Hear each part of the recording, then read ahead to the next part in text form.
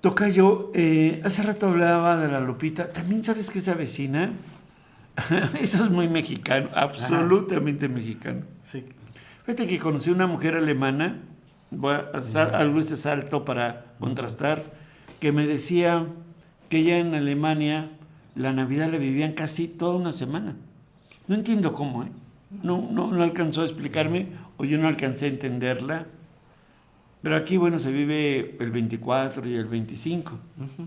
Ellos toda una semana de Navidad. Un pueblo católico muy fuerte. No se imagina uno una Alemania así. Pero bueno, en México, antes de la Navidad, hay un rito, hay un mito de la Tonatzi y de la Lupita y de la Virgen, digamos, ¿no? Y lo que me llama la atención es que México es, ya lo habíamos hablado aquí, profundamente guadalupano. Y que eso moldea mucho la cultura de México. Es cierto, hay grupos religiosos cristianos que no le dan el mismo valor a la Lupita. Pero, no sé, una gran porción le da mucho crédito a la Lupita. Así que se avecina ese... Sí, ahí se nota en las peregrinaciones que se están preparando, los matachines, las danzas, y va a caer en viernes, ¿verdad? Viernes. Y casi siempre esos viernes, 12 de diciembre, por cierto, son muy frescos, son muy fríos. Pero la gente aún así, pues, va a cantar las mañanitas, están desde la madrugada. Y en ese sentido, bueno, pues es llama la atención si uno ve la historia, cómo nos conquistan los arios, vamos, o la cultura europea a través de los españoles, y las vírgenes españolas son blancas, ¿no? Recuerdo yo que los estandartes de las tropas realistas, entre otras, traían a Fátima, me parece, si no me falla la memoria, la Virgen Fátima. Y cómo, recordemos ya en la rebelión, que es la guerra de independencia, Miguel Hidalgo retoma esta imagen de la Virgen Morena, que es una virgen que se identifica definitivamente con el mestizaje y con los indígenas, ¿verdad? Los mestizos, el color morenito, ¿verdad? Y en ese sentido, bueno, es más fácil reconocerse o identificarse con una madre que tiene el mismo color de piel que la mayor parte de los mexicanos a una madre europea. A mí me ha tocado a veces, no sé si recuerdo si es el templo de San Agustín u otro, no me acuerdo muy bien, pero yo estando ahí en misa, que uno luego se pone muy filosófico, reflexivo, ver las imágenes muy blancas de los murales de la religión, y contrasta, ¿no?, con esta virgen que es realmente morena. Que, por cierto, los investigadores, historiadores se han descubierto que, por ejemplo, Santa Claus pues no era blanco. No. y que las zonas donde era Jesucristo originario, bueno, también había de otros morenitos, había ¿no? otros colores, ¿verdad? En ese sentido, bueno, pues tenemos ahí algunas cuestiones ahí de debate en relación a cómo eran realmente La fisonomía. la fisonomía original. Pero en ese sentido me regreso al asunto de que sí, la Virgen Morena destaca mucho desde hace más de 500 años como el principal culto en México. Sí. Ya, parece que me repito ahorita diciendo lo que voy a decir. Pues yo no valoraba esto, pero cuando tuve la oportunidad de viajar a otros lugares de América, me di cuenta de que, híjole, mucha gente venera, no solamente en México, sino en toda Latinoamérica, a la Virgen de Guadalupe. Claro, y bueno, pues yo creo que eso es un sentimiento que une a la nación, que le da identidad. Somos un pueblo chistoso, ¿no? Porque ya si nos ve uno analizándolo actualmente, somos juaristas y guadalupanos, ¿no? Sí, una contradicción. Una contradicción, porque Juárez, que fíjate que los liberales hay que reconocerles, cuando uno ya realmente estudia y se pone a escarbar los detalles, pues muchos de ellos también eran católicos. Sí. Lo que ellos, muchos de los liberales que uno pensaría que eran, ahora sí que Ateos, tal vez. No, muchos de ellos estaban influenciados por la idea de que había que separar al Estado y la Iglesia y que convenía fortalecer al Estado, pero muchos de ellos eran realmente religiosos. Y hay una historia muy interesante en México, esto voy a decirlo un poco polémico lo que voy a decir, porque viene una película, por cierto, va a hacerse una película del obispo de Cuernavaca. Méndez Arceo. De Méndez Arceo, le llamaban el obispo rojo. En México hay una cuestión histórica. Si uno ve a Hidalgo, a Morelos y a todos los que lo siguieron, ellos fueron del clero rebelde y revolucionario. Progresivo, dice. Progresista, en cierto sentido buscando la justicia de los mexicanos, ¿no? Y de acabar con la pobreza y la esclavitud y demás. Y ellos fueron eliminados. Y la iglesia mexicana los excomulgó y ahora sí que les hizo patita de puerco. Anatemas, dicen. Y la iglesia mexicana tiene una tradición en términos ya de ideología y de formación social o política conservadora. Sí. O sea, esa es su historia.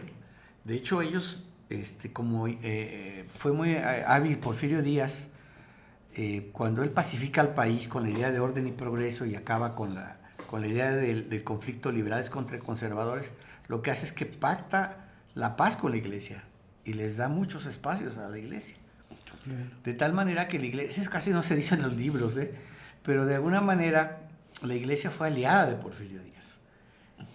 De tal manera que ellos nunca se rebelaron contra Porfirio Díaz. Es muy difícil encontrar algún comunicado o algún líder, porque la tradición histórica de la iglesia mexicana, hay que decirlo, es así como muy conservadora. Mucha tendencia a lo conservador. Y entonces muy pocos de nuestros sacerdotes, y uno de ellos era Méndez Arceo, y lo traigo aquí, le decían al obispo rojo, incluso como una especie también entre tratar de señalarlo y de aislarlo, ¿verdad? Y de generarle miedo porque era un tipo con ideas sociales. Él venía mucho aquí al barrio de Analco. Poco. Y él formó a varios profesionistas que eran muy religiosos, pero que fueron muy críticos y muy activistas.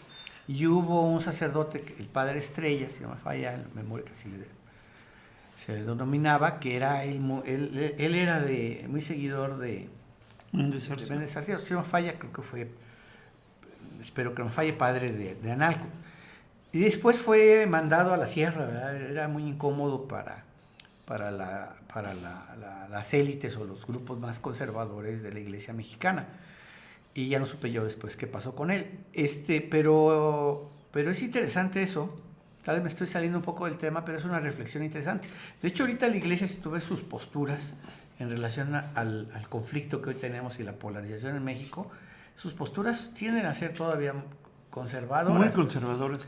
Y uno va a decir, no, pues es que tiene una mala... Nosotros estamos hablando mal de la iglesia mexicana. No, si uno va al sur de Salvador, México, a Nicaragua, a Chile, va uno al sur, va a encontrarse una iglesia católica más, ¿cómo se llama? Izquierdosa. Sí, más con la gente de las comunidades eclesiales de base. Sí. De la teología de liberación, de la opción preferencial por los pobres, que van y organizan a las comunidades para que tengan proyectos productivos y salgan adelante y gestionan cosas. O sea, tienen una preocupación por la problemática social y por la gente más necesitada. Y eso en México no es muy común. No, y sin embargo, fíjate, tocayo, hay un episodio en los años de mediados del siglo pasado que se llama el Concilio Vaticano II, que cambió toda la estructura en gran medida por una iglesia más social. Y por tanto, ahí algunos agarran una vena, un caudal de una religiosidad más de la teología de la liberación, como se llamó. Pero a lo que quiero llegar es que el catolicismo que se impuso de los españoles hacia América, en general, todo es un catolicismo de la Contrarreforma. Cuando hablo de la Contrarreforma, es cuando aparecen los primeros religiosos, como Lutero, el protestantismo y mucho de la Iglesia Católica que llega a América, a México en particular, a Durango en particular, tiene que ver con una teología dura, fuerte, que si no estabas de acuerdo, te podía ir mal. Pero fíjate que también hay una escuela, fíjate qué interesante lo que estás diciendo, y qué contradictorio lo que voy a decir. Ignacio Loyola crea que era un mercenario profesional que asesinó a mucha gente, va con el Papa a decir, oye, ¿cómo me puedo redimir? Pues crea la Compañía de Jesús, a los jesuitas. Y los jesuitas eran precisamente el ejército para enfrentar sobre todo al protestantismo, los protestantes. Y entonces pasó una cosa bien chistosa que yo les platico a mis alumnos, que ellos eran de los que recogían los libros prohibidos. Mira. Y yo les preguntaba, ¿y qué hicieron los jesuitas con esos libros prohibidos?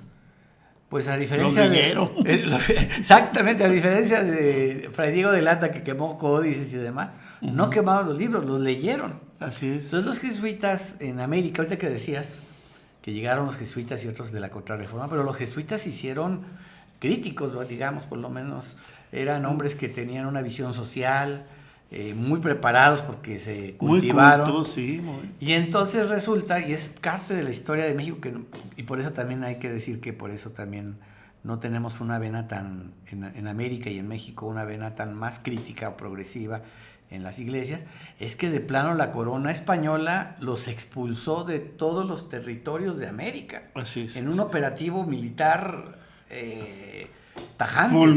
Fulminante. Y el caso de Durango, ahorita que decías de Durango, los jesuitas crearon y tenían su centro en lo que es hoy el edificio central de la UGED. ¿Sí? Esa fue construida por los jesuitas. Los jesuitas los expulsaron por ser incómodos para la corona española y dejaron su edificio. Se convirtió en una universidad años después. Y los jesuitas siempre han tenido una visión más crítica, más social, y el único jesuita papa que hemos tenido, pues se llamó, que falleció, fue Francisco I. ¿Sí fue primero? Sí, ¿verdad? Sí, me parece que sí. Sí. Y ahora, pues parece que se nos acabó el tiempo, tocayo. Pero toda esa reflexión yo creo que es importante, no porque esté de acuerdo con lo que decimos, pero habría que investigar la historia y ver todas estas vertientes de por qué, de alguna manera, porque influyen mucho en nosotros la religión, cómo se ha ido la historia de la religión en México. Esa sería la invitación a que cada quien reflexione por sí mismo e investiguemos. Toca, hacemos un corte. Hagamos un corte, sí.